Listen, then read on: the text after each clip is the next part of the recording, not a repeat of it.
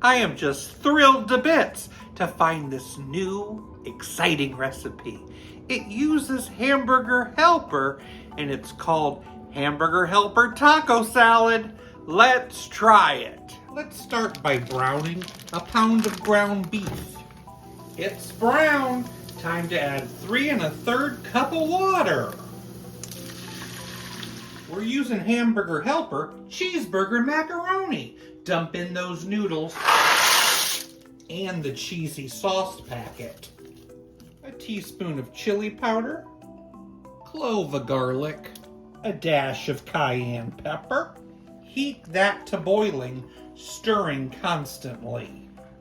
Time to reduce the heat and cover. For 15 minutes, I'll stir it occasionally. It's been cooking for 15 minutes. Now remove the lid and cook for an additional 5 minutes. Now I'll need to chop up a green pepper, 2 tomatoes, and some green onions. Hi-ya! In a large bowl, I need some shredded lettuce and those veggies.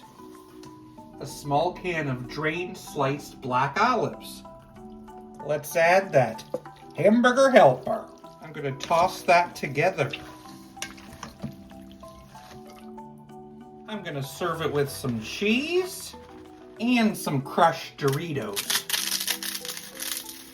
Hamburger Helper Taco Salad.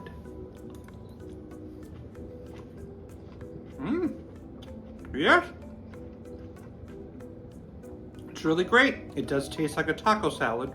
Unique with those noodles in there. It says you could serve it warm or chilled. So this is warm tasting, but still great. I like it, Hamburger Helper. I think I'm gonna give it a 6.9 out of 10. Why were the beans sad? I'm not really sure. They didn't want to taco about it. Hamburger Helper.